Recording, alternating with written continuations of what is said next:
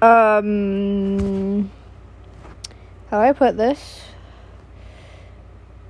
it's been like 3 months and I accidentally posted the newest chapter of this series. Sorry for this dialogue, but I'm so sorry I haven't gotten this out till now. I realized that chapter 8 I posted back in February on Wattpad. It's June.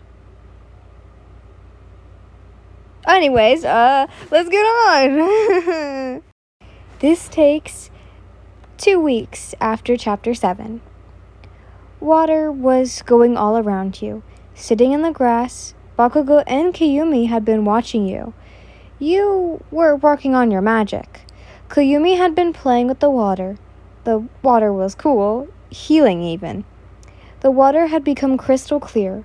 The light water also seemingly glowed. Sweet scent had been rolling down your head. You were supposed to keep the water above the ground and stay in the air for 5 minutes. Time. Bakugo spoke, trying not to scare Kayumi. The water fell to the floor, with you falling to the floor as well, breathing in and out. That was hard. You spoke out of breath. Bakugo came over to you and sat back down. You should take a break now. But you're getting better. Bakugo spoke, Kayumi smacking you in the face. Hello, my pretty girl. You took Kayumi in your arms. I wish I knew what I was sooner. You sighed, leaning on Bakugo. Bakugo kissed your forehead, with Kayumi huffing. Oh, yeah. What, are you jealous of me?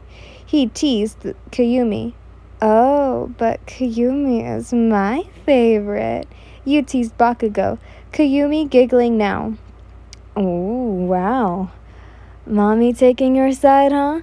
Bakugo poked her little belly. She giggled at her father's antics. Bakugo then smirked. Don't you dare, Katsuki. He smiled, began to widen. Katsuki? You spoke. He then blew a little spark at Kayumi. Luckily, it had only been a little, not enough to hurt her, but you didn't like it when he did it. She had giggled when it flew off her nose and then in the air, fading away. See, she likes it. He booped her nose. Fine, just be careful. You spoke, booping his nose. He chuckled. You placed Kayumi down on the floor of the grass. The rain had made it perfect time for you to train and let Kayumi play after it all. Besides, you couldn't just let Kayumi stay in someone's arms for her whole trip.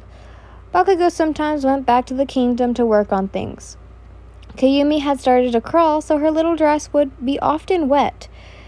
That didn't bother you, though. She was just a baby. She had nothing to worry about. Yen, are you all right? You heard Bakugo speak. You looked at him. Yes. Why? You asked. Because you just keep looking at the floor. Kayumi has been trying to get your attention. He spoke. You looked down at your little girl. Her hands were on your knees. Mama, she spoke, holding up a clover. What is it, Kayumi? Is it for me? You spoke, putting your hand on on your chest. Mama, she continued. You put your hand out and looked at it. Oh, I know what you want, you giggled, holding your hand up and taking the water right out of it. You swirled it around Kayumi. Kayumi holding her hands out, wanting to hold it. You slowly made it go into her hand and she tried to hold it, but the water just went through her fingers. She giggled as it tickled her hand. Both you and Bakugo smiled at your little girl. That's when she smacked her little hand on the water, making it splash all over your face. All of you paused before you all went into fits of giggles, picking Kayumi up and kissing her little nose. Time skip. Mama! Mama! Mama! Kayumi spoke as she showed you a picture.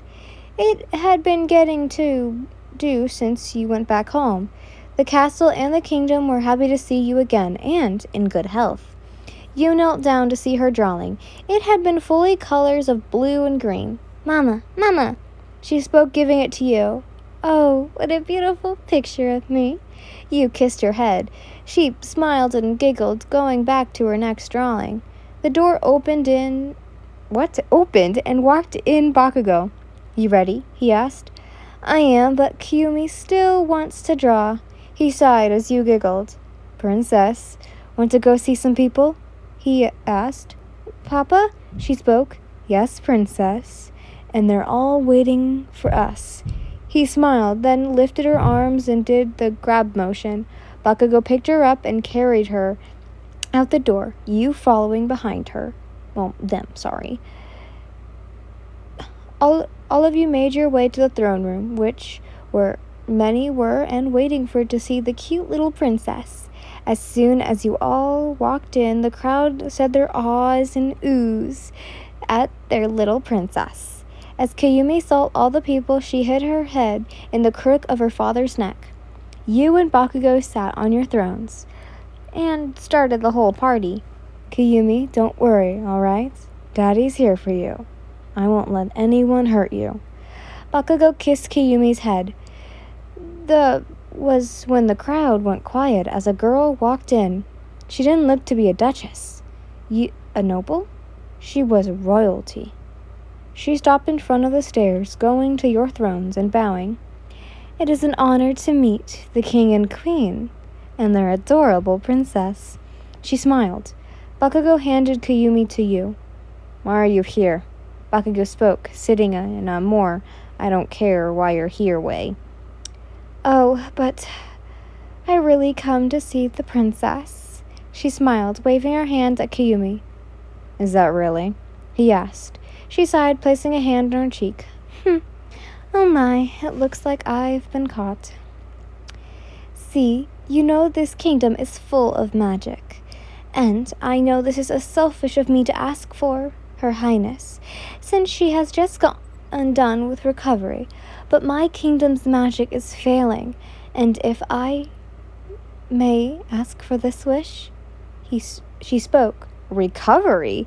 Is this why she thinks I've been gone? Well, you had been gone. You were doing this to protect your daughter, you thought. No, you spoke. Everyone looked confused. The nice queen looking down with such anger. Why do you think I was in recovery? They were to tell that I was doing it for my daughter's safety. You looked at the court. Oops, my bad. I must have forgotten that it was a vision you had. She spoke. Are you trying to set me off? You asked.